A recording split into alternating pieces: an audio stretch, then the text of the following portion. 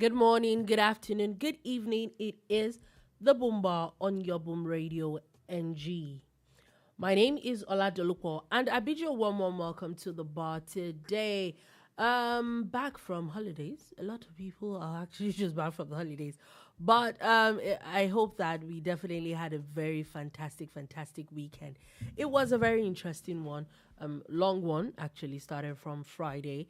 And there was the Ilea or Salah Eid Kabir celebrations in Nigeria that dovetailed into the Ojudioba and the Ilorin Doba as well. It was such a very colorful weekend in the southwest and in the north central part of Nigeria as well. Pretty much every part of Nigeria, but these two actually did a lot. There was a lot of conversation around these two events over the weekend.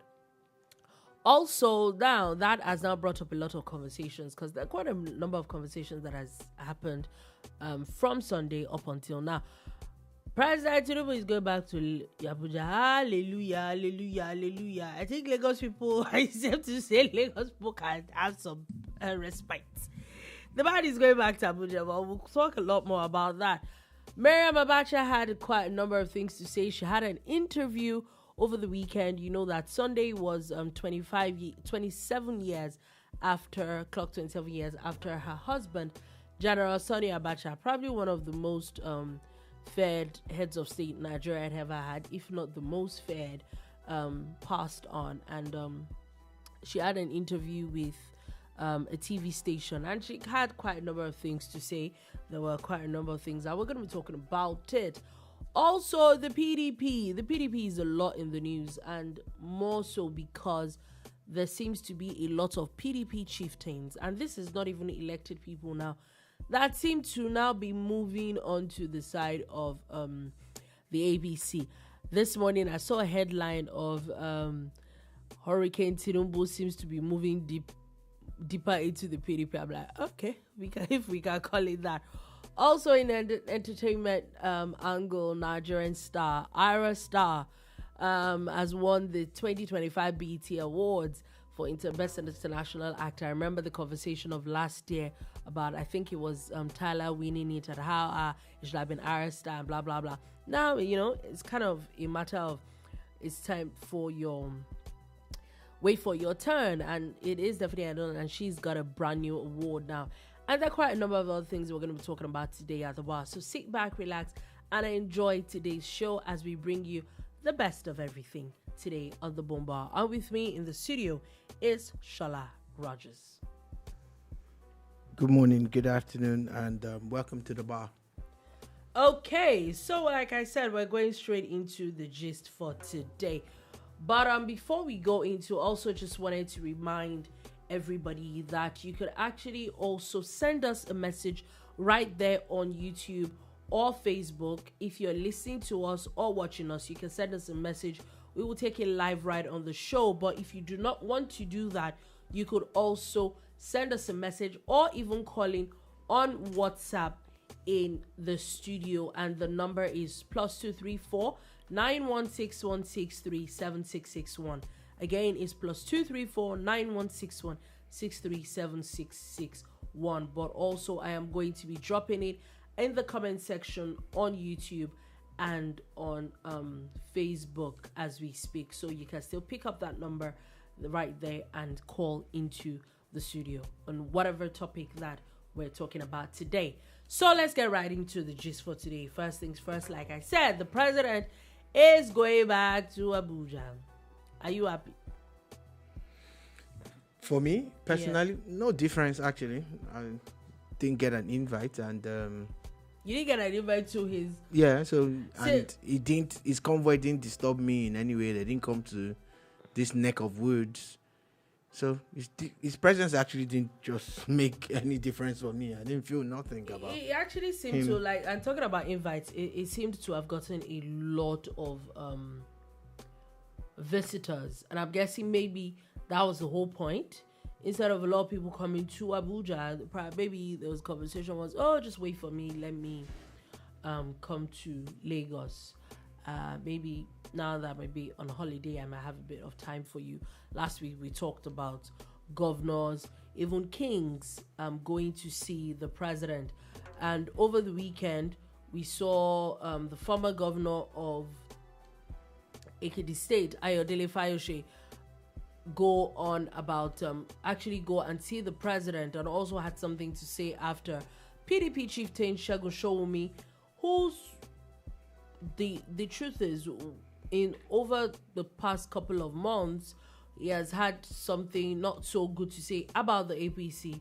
Now go and be all smiles and all that with the president. Had an interview a few hours after and had some accolades for the president. And like, okay, it is how people forget things. I thought you were like an article person. What happened? How did we get to this part? But it's safe to say there's I won't call it a charm. There's something that all these people are seeing. But in someone like Fayose's case, I would say, I think I could say categorically, especially when around 2023, the man seemed to have kind of always been he has always said he will not leave the PDP, but he actually really never had some like bad things to say about the president. Yeah. Well, this president, he seems to be on good terms with. Yeah, actually. The thing about it is that they go a long way back. They both had a mutual enemy at some point in time in the former president. Because when Tinubu was governor, that was around the time that Fayose was trying to be governor at some point, you know. Then, of course, Fayose was in the PDP, and he had a falling out with the PDP president that was not also a big fan of Bola Tinubu. So I'm sure maybe that must have brought them together at some point. And I know that Fayose worked tirelessly against Buhari. He just couldn't. There's a time when he was even alleging that that it wasn't the real Buhari. He went to one hotel and there was a picture, and he was trying to just basically prove that, you know, there's something wrong somewhere. So that's Ayodele Fayose.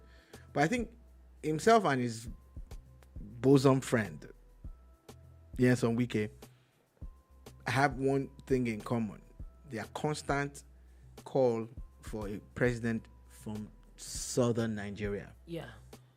So that alone is one of the things that I think has got him going. And also realizing that beyond politics, there are facts that are available to all of us if we remove our biases, to realize that the tough decisions that a lot of presidents are shied away from, Tinubu took them. You know, and whatever happens in 2027, good luck to him. But good luck to Nigeria if these things work, if these reforms work, if this subsidies and everything work. And you get? Yeah. Because the funny thing is, even the opposition are saying it's the right thing to do, but they probably would have done it a different way, but they didn't tell us what that different way was. And there's one question that if maybe an article or Peter Obi gets to sit down with a journalist that really wants to probe and get answers, they would have asked them beyond asking if they were going to remove subsidy or not again. You get? So back to the Fayose matter and the people, you know, Tinubu's house must have been busier than the U.S. embassy, because on the island we used to say that the U.S. embassy was the busiest place, because you see how people flock there and sleep overnight in the car parks, but the president and all sorts of things, you know. So he's probably taking the shine off that building. I'm sure the Americans are not happy about that, you know. But everybody and their grandmother and grandfather went there. Some of the highlights of those people that went there for me was Tunde Onakoya's visit. And if you don't know him, Tunde Onakoya is the he's being dragged at the moment, though. He doesn't care. He was dragged once when he tried to be objective on something similar. So, and how this dragging, you see this dragging thing, yeah? How does it affect you? Apart from the ones that go as far as maybe having your Twitter account shut down. So I saw, I have there's a friend of mine on social media that I saw earlier in the day saying that, you should have turned down the invite of the president. I'm like, number one, whoever said it was the president that invited him? Let's call. I don't know. I'm just saying. Number one. Number two, even if he did, the president of a whole country called you and anyway, let's go on. That's the highlight for me, seeing that Tunde has been able to create something out of nothing, more or less. He uses chess to lift people out of poverty, literally, like get kids off the streets, yes, out of the slums into nice apartments, good schools. A few of them got to travel the world, in quotes, a few months ago. The highlight was the girl from the IDP camp up north that ended up being one of the winners in America. So if he can do that, imagine what he can do at scale if there's some kind of government backing or an individual backing from the president, which might even be off the record, or people who see how well he's doing. You get.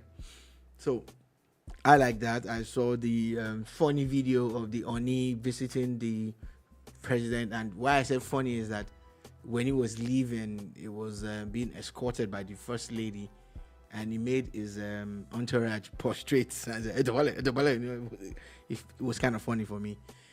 I seen that. I seen Fayose, Segun Showumi, who, again, the funny thing about life is that when you make statements, there's a level that you must, and I like him as a very, very bold person. I'm very, very intelligent.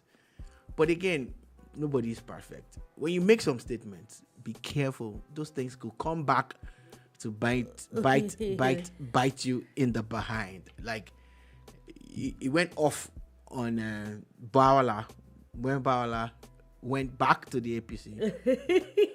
And from all indications, he's saying he's a PDP member. That is not, it's not an Atiku man. It's not an Atiku it's man. basically now trying to draw the line. That I'm not a part of whatever coalition they are trying to do.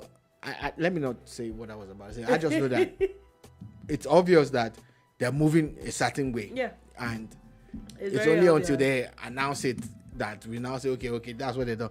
But again, it's more or less sensitizing you. But I like him when he says it's his mouth, it's his life, and he can do whatever he wants with it. You get. But I still feel he can do these jobs without going that far, without chastising people that have done things that you will end up doing. I also think that the thing with a lot of people, like you said, things that you don't know tomorrow. So first thing is that I try to let the statement never say never. It actually guides me a lot with a lot of things that I do in the past maybe 2-3 years. You never can say you will never do something until you're in that person's situation. Do you understand? Another situation. So if they realize that, oh, okay, this could be me tomorrow. That's one. Two, like what you said, you can actually still chastise people. Yeah. And not be going off and do things. And then you now come back to now trying to retrace your steps. Because, see, people must learn one thing, though. They must learn how not to talk too much. If you find it hard to say sorry, you will know how not to say sorry. A few days ago, a video went viral. And it was a video of the pastor of House on the Rock, Pastor Paul Adefarasi, and some kind of mini altercation with some guy that they claim is a content creator. Oh, yeah. And they have one funny name for those things. Pastor pulls up, and he had something in his arm, in his hand. And some people now zoomed in, Twitter VAR, paused the video and zoomed in and said, oh, man was wielding a gun. That's what they alleged. So he was forced to address it on Sunday in his church. And for me, I think he did. Now, I haven't checked this stuff yet. It was a stun gun. It was not firearms. It was not a gun. Mm-hmm. Well, we'll discuss. It's a discussion for another day. But I just wanted to say something that if I was his assistant or advisor or consultant, I would have said, just establish the fact that all you had on you was a stun gun and stop there. there are times when you don't need to talk too much because it's when you are trying to explain, you over-explain, and it now becomes unbelievable, or people start to punch holes in every word and every line. You know, I like him. He went out, addressed it, moved on. You know, but I feel that maybe he should have also just said fewer words than the words he said. Then let people do whatever they want. That's as per PRO. But as per spirituality, a lot of people are saying he had a police convoy. He was driving a car that didn't have plate numbers. People went off about a whole things that they pointed out from that video. And nobody is above reproach. Really and truly, why are you driving a car without plate numbers? That was the first thing that I saw. I'm like, why does this car not have a plate number? You have police convoy checking you. So why are you still carrying stun gun or whatever? It's Lagos. Why Lagos? So we get that and all of that. But at the end of the day, it's the same thing that happened to Segun Showunmi, for instance. Because, you know, when I listen to Segun Showunmi, I'm like, this man is sound.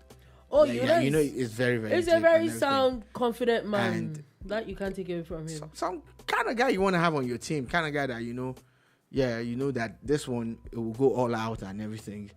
And one of the things that I don't get is how Alhaji Abubakar Atiku is losing some of his top men, because I think Showunmi is gone. In my opinion, I think it's gone. I watched his interview with on Channel TV. Yeah, I just watched it a few hours ago, and I think I agree with you.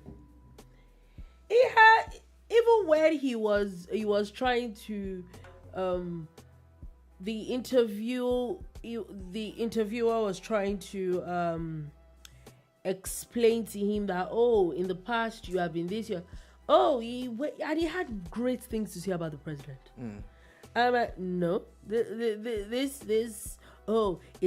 nice that the president is the way he still thinks he is, blah, blah, blah. And when he told you that, no, I'm not a man, I'm PDP. Oh, wow, you are? Oh, yeah. Wow. And you know, some Wike has created a template. We talked about it a couple of months ago. Yes, I agree. Look, constitutionally, by Nigerian laws, you can join any political party you want. They cannot stop you from joining. Yeah. But they can kick you out. Oh, they can kick you out. If they find reasonable cause. And again... But has there not been... Wait. People have not done so much. And they've been kicked out. Yeah, interjecting. I said but. There are instances that even Fayose, who still says he's a PDP man, his son and some other names associated to him in PDP Ekiti State. He himself, is he not suspended? We're kicked out of the party. See, you know why I don't like what PDP is doing? And I'm going to juxtapose this. The APC came out to say that the former Osun State governor and the former Minister of Interior, Sola, did a lot of anti-party things. He was first suspended and he was officially kicked out, yeah? I'm not, even if whatever he did, it's possible he might have done a lot of things that they allege that he did. But I'm not even sure it was this blatant about it, like what Nyesom Wike is doing. All right. Please, why is Wike not being kicked out yet? So it's the same thing now that Fayose is now taking. And one of the things where I just look and laugh is that, okay, you told the media that one of your discussions with the president was on the situation in Ekiti, and that you had a discussion with him about it some months ago, and you're now having the same discussion, and he's telling you it's the same way it is, that you heard some rumors. So what he's alleging is that, is the president still supporting Oyebanji for a second term or not? You understand? That you heard some rumors here and there, and that the president says the same. I'm like, wait, Oyebanji is APC now in Ekiti. Do you understand? So it takes a PDP chieftain to go meet the leader of the APC to discuss the fate of a governor in his own state that is APC. All right, that's all right.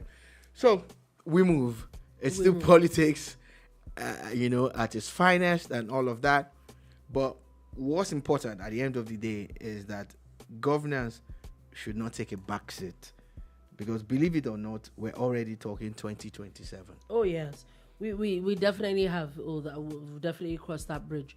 The interesting part for me, like I said, with all these people, is that there seems to be a large chunk of movement of and a lot of endorsement with the president. Now, this now calls the question: how strong is this coalition? And I know that a lot of people, and they're going to go back to 2015 and say that it was a coalition it's not the that same. kicked out the PDP. It's not the same. But do we have the same thing? It's not the same. So listen, just yesterday in Lagos State, the spokesperson of the PDP, there's not a faction, no, the PDP, an ESCO member with his entire ward structure. In fact, they claim that they have moved the entire Lagos State PDP into the APC. But we know that Lagos State does not have PDP anymore. Well, Dolupo, that is contestable. They were received by the former gubernatorial candidate of the PDP that left the APC to go to the PDP, then went back to the APC. And now he has received them, said he's going to hand them over to the state ESCO and all of that. And you start to wonder, like, how does anything change? More or less that. If they get maybe just the difference of the 50 or 70,000 votes that the PDP polled, or something close to it in the presidential, it will be a massive one for the APC. You get? Because the Labour Party will also be looking at, we won the presidential vote in Lagos, we can do it again. And when they say we, more or less like Peter Obi himself won it and all of that. And just based on what she said also, yesterday again, an APC chieftain, former governor of Abia State, a senator, had a meeting with the serving governor. The governor is standing next to him, and he's saying, in front of the media, and he said that they both support endorse the president. Then he didn't stop there. The same serving governor still had an interview where he's repeating the whole thing. But I want to take you back to Lagos State, and I think that is something a few people are not looking at. And I know we have talked about it once, that you cannot compare 2023 figures to 2027 figures. And why I said this is across board, from the APC to the PDP to the Labour Party. If you look at the presidential results of Lagos State, Labour Party won that block here. However, there is a conversation a lot of people are not looking at. It was a very, very tiny margin. A gap that can be closed easily or tipped or increased. So, which is why I think that anybody at this point, I think that we're going to see a completely different election results in 2027. You need to check Facebook. I just went there randomly and I found that. So, eTouch Africa says Wike would wickedly weaken. I see what you did there. PDP base with the reins he holds. Exactly. And that's my question. That's what he's doing. And that's my question. Like, so why is the PDP feeling that you cannot kick this man out? Look, you have the powers to kick him out. He literally is working in an opposition government. I don't think you need any other explanation. I said it before, and I'm going to say it again. I think he's wrong. I dare the PDP to kick him out. This is it now. Like, anti-party, right? Yeah. Suspend him. Is there anything more than anti-party? Is there anything greater than that? There is a funny thing. The real leader of that party, on paper, in my own understanding of politics, is the presidential candidate that wants to contest again. That's Alhaji Abubakar Atiku. But does he want to contest on a PDP anymore? That's what I'm saying. You see, that's what you see. That's the point I was trying to make. The real leader is that person. The vehicle you want to use has to be in tip-top shape. Do you understand? You want to drive a long distance. you must at least service it and fix it before you hit the road. Yeah. So you're more or less shopping for another vehicle without letting go of this particular one. Obviously. So meaning that there are a lot of people that the PDP need to kick out. Oh, yeah. Before they even kick him out, I'm saying that he's the one that is actually supposed to engineer the removal of Wike from PDP. He's the one that's supposed to be the one to say, you know what? But it's obvious he doesn't want to stay in PDP anymore. Because that's what I'm saying. It's looking like even the PDP do not want to give him the ticket that's anymore. That's my point. That's why I'm saying, who's going to kick him out? Who's going to kick Wike out? Who's going to kick him out? Because the same man is telling them now that you must ensure that the agreement in the party is brought back. The next candidate for 2027 is from the South. It's from the South. And this is what the PDP agreed to. So, I'm going to take you back to Fayose and the interview, the press briefing he had last night, if I'm correct, where he says categorically that something needs to be done about the PDP. He had said that he wasn't leaving the PDP to any other party, meaning that he can resign from the PDP and not be a politician anymore. But that if care is not taken, that he feels that people are still going to move, and if care is not taken, PDP is going to, in his words, a carcass. See, okay, are you done? Yes. If you understand politics in Nigeria, all of this that they are doing is just drama. It's just a facade. Why? Every politician that has a name has a movement. Every politician. Yeah, they have their own what we call structure. Now, it now depends on how powerful or how big or wide it is. Mm-hmm. It is when people that come into politics, maybe by providence or chance, who find themselves in high positions, see what's going on, that they start to also to build their own. Do you get? Yeah.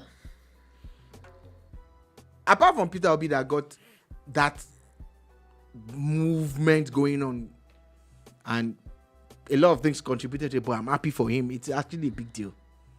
It's just that it's not a structured movement. It's a movement of many numbers, but it doesn't have the national spread that it needs, where they must be present in every ward to be president. Yeah. You get? But even at local government level, at every level of politics, every top politician you see, in some instances, if it's at ward level, if the entire ward has 500 people, he might be the one that has 280. Mm-hmm. And he's the one that has a say. And he might not even be contesting for chairman of the ward or local government or whatever. Do you get what I'm trying to say here? So it's the same thing that a Fayose has. It's the same thing that an Sola has. It's the same thing that a Wike has.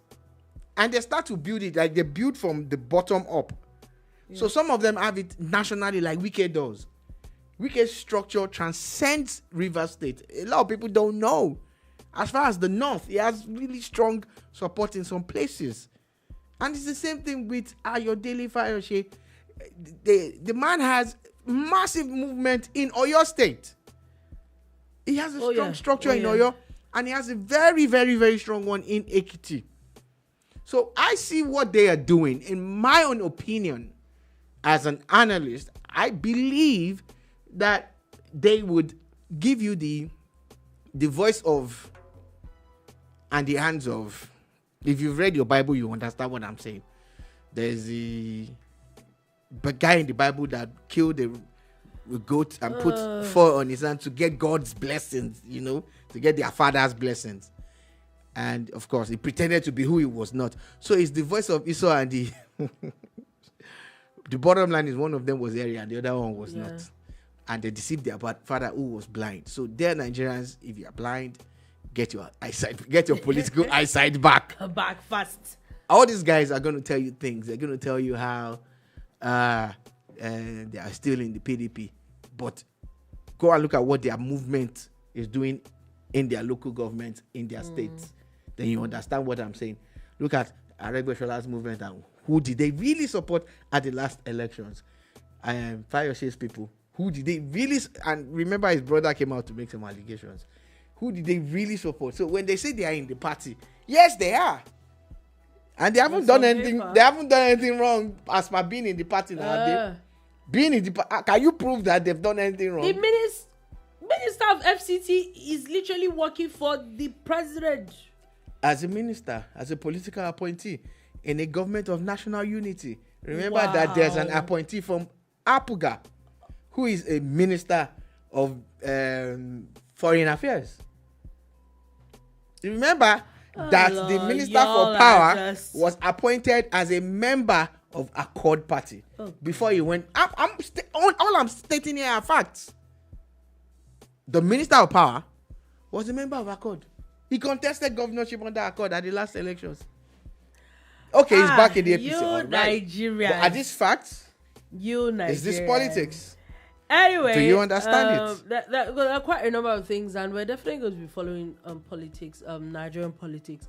It's going to be very interesting. Like I said, the president is back in Abuja. We thank the Lord, oh my soul. Anyway, still talking about it in Enugu State. The kings in Enugu State seem to have endorsed the president for 2027 as the first lady was getting a chieftaincy title today in Enugu State. Now, moving on from that. Touch Africa. Okay. Has a comment. You probably need to be checking. Okay, he says, you could actually read it from there too, it's fine. The bulk of Nigerian voters, because of a lack of philosophy and ideology, plus the wide poverty level, they're easily swayed to shift grounds. Yeah. Yeah. Poverty, I agree to some extent. But I also don't totally agree with the angle that everybody brandishes poverty and says that it is. No, it's one of the tools. It might be. But it's not the only thing. It might be, yeah. Religion is there. Ethnicity and but tribalism. Also, if you really go into those, for a few times I've been privileged to, there are people that they're very, very, especially the people that we think are underprivileged. There's a large chunk of them that are very political. They're so-called very, very. The truth is, they know what they're doing. They're doing to poor people are probably better, when it comes to understanding politics. They're than the elite. These are the people. They know what they want. No matter the amount of money you bring, if they're not going to vote for you, they will collect your money. They will still not vote for you. Yeah. So when I hear those things, I'm like, yeah, but it's also happening. Yeah, it happens, so and I'm not saying it's not happening, but it's not. It's the totality for me. Like there is a large chunk of these people that, okay, take for example, they tell you that in some certain areas it is this party. Come what may, there's nothing you people want to write, say or do. They're gonna stick their guns. There's something that we must also have an open mind towards. If you have ever supported any politician, did the person give you money? What they're sharing during campaigns, Dolupo, I'm sure you won't take it. Oh, I'm not saying that angle. Yeah, that one. Like exists. I said, of course. I'm not saying they will not collect your money. Of course, they will collect your money. Oh, don't get it twisted. I remember a video of a lady. I don't know if Touch Africa has seen that video. A lady that was talking about how they were invited to a rally. Mm-hmm. And of course, when they got there, they found out that it was a rally for a particular party. And of course, they joined them. They gave them T-shirts, gave them one or two things. That's what I'm saying. That a few days later, they were invited for another rally. And they will go. And they went. And they were also given something similar. Are you saying that these people, when they want to vote, they won't vote for who they want to vote for? Yeah, that's why you look at it and you say, okay, at times, yes, there will be. Let's not have general statement. I just say that again. There are people that you like their ideology or their stance. I know someone who likes Showore a lot, and there's nothing you're going to tell him. Yeah, he's a massive Showore fan, and someone like him does a lot on social media for Showore. He has never met Showore before, but if you see him now, you say, did he collect money? Because we quickly label our people now, and trust me, half of the people that you see that in fact, the large chunk of people that you see that are supporting someone like a Peter Obi or even a Tinubu or an Atiku, never met them before, never been card-carrying members, never been in any form of structured politics. But when push comes to shove, people have to identify with one candidate or the other. Or the other. Anyway, so we'll definitely follow Nigerian elections. There are quite a number of things that we're going to be seeing. It's going to be very interesting between now. I think in the next 1 year, we're going to be seeing a lot of things. Now, moving on from that, and let's talk about another very controversial issue. And this was an interview of Mrs. Maryam Abacha, who is the wife of the former head of state that apparently passed on June 8th. And on June 8th, on Sunday, it was 27 years that he had passed on, I think 1999.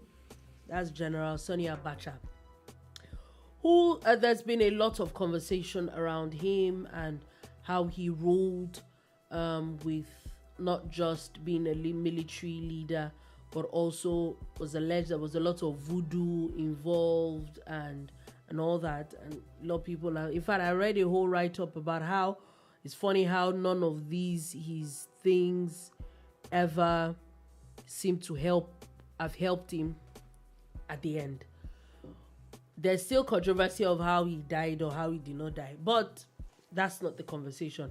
The conversation is that there was an interview with his wife, and of course, one of the major conversations around Sani Abacha is the way it was alleged. How I don't think it's alleged anymore, because there's a few months far between we get this monies from the money that was said that he is stashed all around the world and get love from different countries, as granddaddy of Nigeria. He sends us something from time to time. However, his wife has a different angle and says that there's no money anywhere that he stashed, that all the money, that he saved a lot of money. Wow. And alleged that the head of state that came after him, General Abdulsalami Abubakar, Abdulsalami Abubakar retired, was the one that siphoned all the billions that her husband had saved for Nigeria. Yeah. That's the part of this gist that me actually want to first talk about is that as soon as you went to that story, I was smiling and just reminiscing. I remember where I was when we heard that Abacha had died. God forgive me. It was one of the best days of my life as a Nigerian. I remember that we partied. I think I was at Lagos Island, Isaleko to be precise, directly opposite Igaidugaran. See drinks now. People were bringing out drinks and just putting them on the street corner like, more drink. People were paying for them. I would say that free meat, it was probably one of the most free annoying days of my life. And let me. Why? Yeah, it's your birthday. Yeah, we know. Bele. And I woke up. It was, this was a child that I was actually under 10.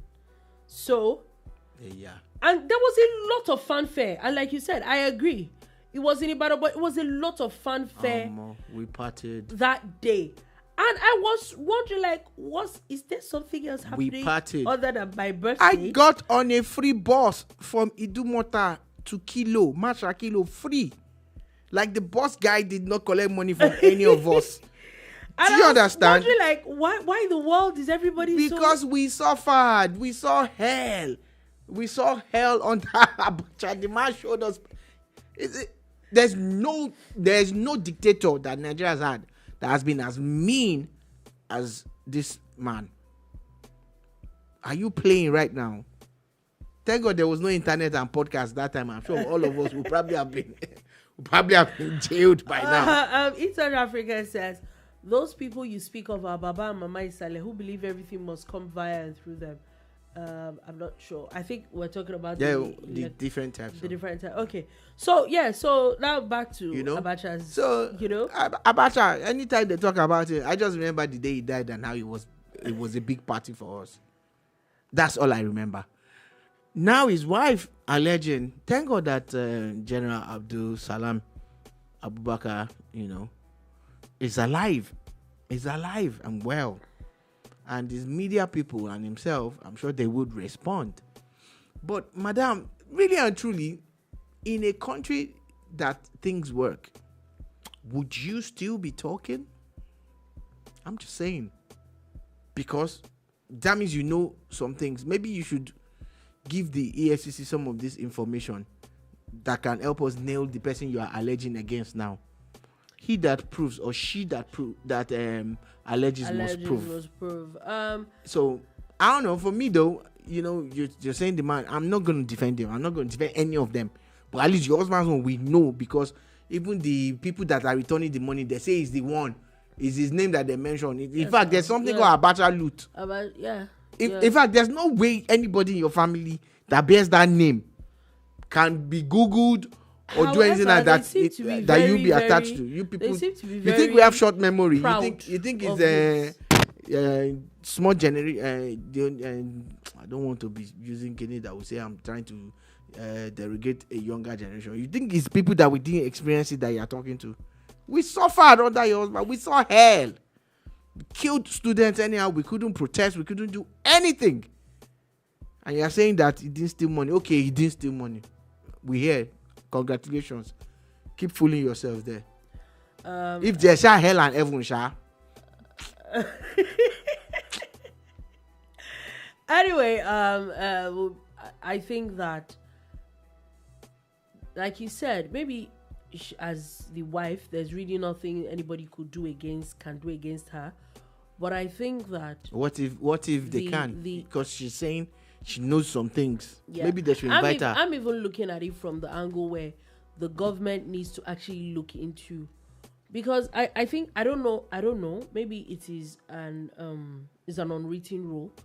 There seems to be a quiet thing about the dealings of each president when they're in office. It's almost like some things that you just don't want to shake. Jonathan, like everybody talks about this administration and the ills that happen in this administration, but nobody ever talks about what the presidents in these administrations. Nobody ever has those. We never have those conversations. Maybe it gets to a point where we actually need to start probing the presidents. Nobody ever probes presidents. I don't know why, but maybe that's when people will finally know what exactly happened. Anyway, Ohanaeze Ndigbo is talking again and is still asking the federal government to release Nnamdi Kanu. Yeah, well within their rights to voice their demands or their requests or prayers, and it's also good to advise them to respect the process of what's happening in the court now. The case has actually started, and the man that has been accused is defending himself. I even heard, I didn't see a video, but I read that he even said that he's not involved in all these things that they're saying. So I think they should allow him have his day in court. That's Nnamdi Kanu. Let him have his day in court, and hopefully justice will prevail. And anyway, moving on from that, let's go to a very interesting conversation. Another very controversial thing that happened a few weeks ago was the drama that happened with the UTME and how some people had started and talked about how some of the results were not theirs. And JAM had come out to say, oh yeah, there was a glitch and some people actually rewrote those exams. Now, a particular lady in Lagos State who apparently had scored 158 earlier has now excelled and got 351 after rewriting the JAM. Interesting. We've had a whole lot of stories like that, actually. And that's a good thing. At least it shows that we have bright kids out there. I would still like to see the total number of people who scored above 200. And of course, we know that the cutoff mark is depends on certain things. However, there's a story that we heard about how some people were arrested for allegedly, hacking or being involved in God knows what. about these results? Can they give us updates on what's going on and what stage it is? There has to be consequences. So if there's proof that some people really try to mess up these kids' lives for whatever reason, there has to be consequences. There definitely has to be. Now, moving on from that, good news for Bureau de Change, as CBN has now announced an extension of the recapitalization till December 31st. Why did they keep shifting the goalpost? That's the only question that I have. You know, why do you keep shifting the goalpost? Good news for them, but is it good news for Nigeria? We'll see. Anyway, moving on from a bit of gist from Nigeria, and it's official. Hajj 2025 has been concluded. Saudi Arabia said about 1.6 million people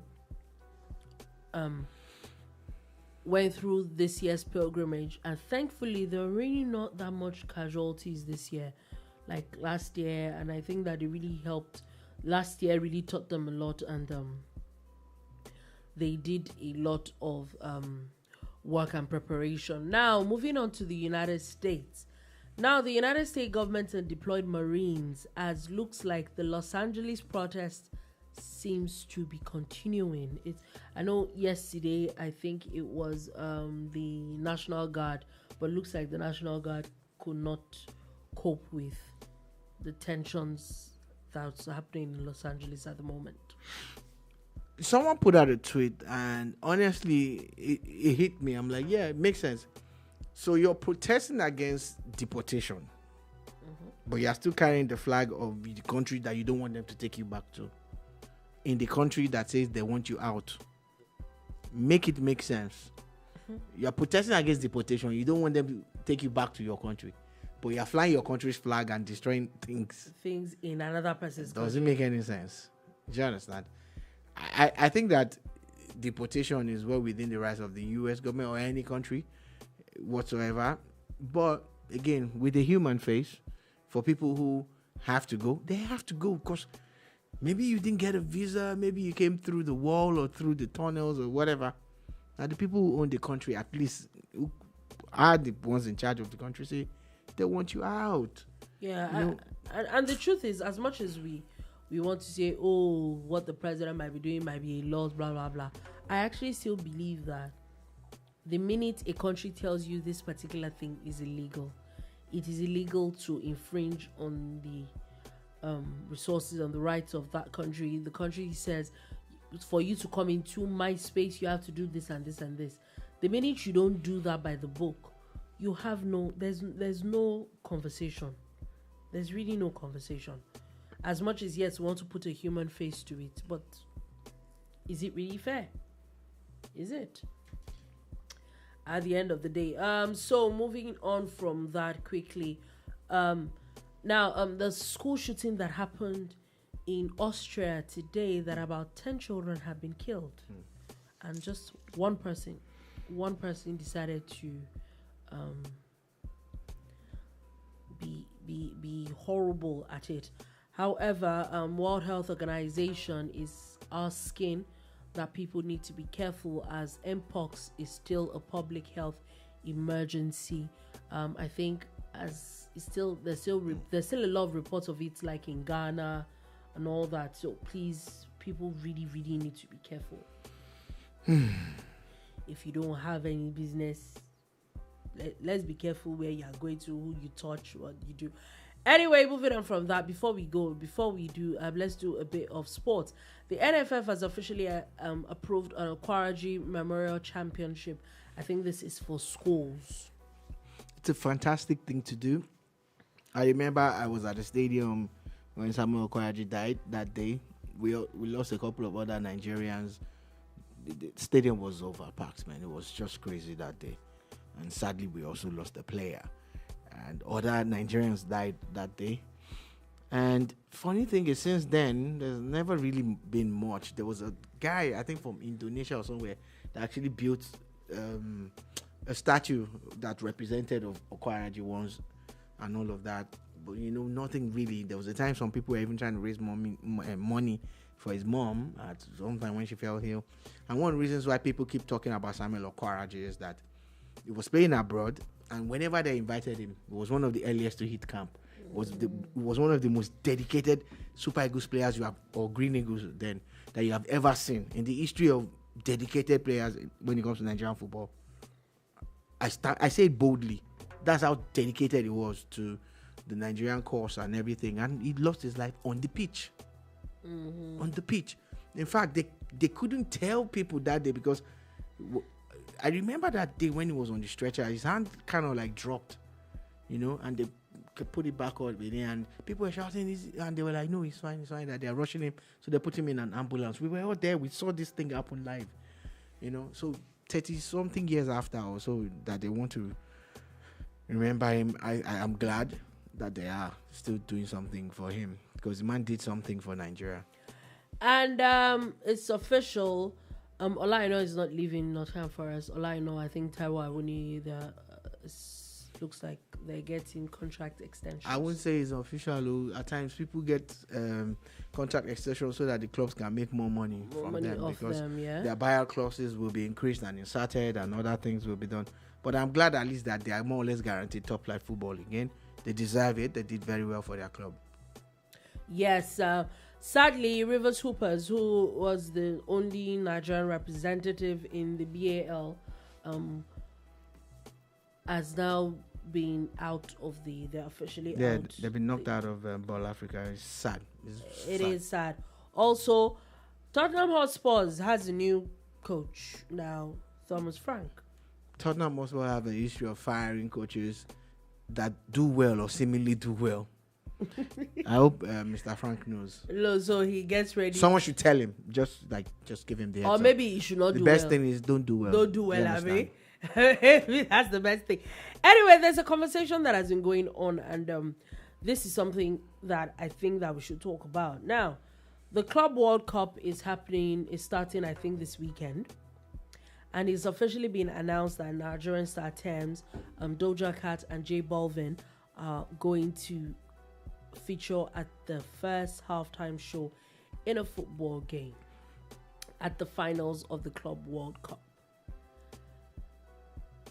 And I've seen a lot of conversation. A lot of people are saying, why? Why does the US want to? We don't do this. It's not the US that's doing it. People need to be very straight up. When the FIFA president saw the hype and the massive resources that came from the halftime show during Super Bowl, he said, look, football should try something like this. It's big business. We're talking about how a fraction of a second costs almost millions of naira for you to put your advert on the halftime show and everything. And look at how big that thing has become. Look at how virtually every artist wants to perform, even when they know that they're not going to get paid, but they just want to be there. I think their bills are covered for production and everything, and that's it. But apart from that, a lot of businesses want to be a part of that. So people can say, oh, they want, it's not the US that's trying to do it. It's the FIFA president and his people trying to actually copy what the Super Bowl has as halftime show. That's a fact. You can Google it. But with the way football is, we know that it's a 15-minute break. Mm-hmm. How will they be able to push this? Here in Nigeria, at virtually every tournament that we've organized, we've always had entertainment halftime. So I don't know why people are making noise about it. It's 15 minutes. What it means is that during halftime, the team goes to rest and strategize for second half. But that whole stage and everything. The reserve players are the only ones that at times are told to keep warming in case they want to make a quick but most times it's the entire team that goes back. So whatever stage, whatever thing they will do, they have like a 7-minute window or 8-minute window, which is more than enough for anybody to pull off any performance of any type that they want. It's down to proper planning and correct logistics and coordination. I think I'm sold on the idea. So, but a lot of people are adverse to change. Everybody's like, don't do it. But yeah, I think I agree with you. I think that is the idea of. I think it's the idea of change a lot of things, and that's what they said. But VAR came. That's what they said. Goal line technology came. Football seems to. That's what they say. The after to people. The what's it called? Offside rules keeps changing every year. That's what people say. People complain, but change is happening. Okay. Anyway, finally, before we go, Ayra Starr has officially won Best International Act. This seems to be like a lot of Nigerians seem to win a lot of these. The likes of Davido, that's always Best International Act where now? The BET Awards. All right. It's a thing. I think as far back as Ice Prince and all that, they seem to have won a lot of it. Ayra Starr has been one of the most consistent Nigerian artists out there. She's doing great stuff. And a few weeks ago, some people started some kind of campaign against her. They're trying to make her look bad. She didn't even respond to them, and she's winning global awards left, right, and center. Yep. It's not the first one she's won this year, So I think she got mobile or something a few months ago. So shout out to her. Shout out to the Mavens. They seem to know how to discover talent and nurture them, get the best and take them out to of the people. peak. Exactly. Anyway, and on that note, that is all we have to take today on The Bar. Thank you for listening. Thank you for watching. Thank you so much for the comments. We'll be back again at 3 p.m. West African time tomorrow to give you more gist on The Bar. Have a beautiful, beautiful day ahead.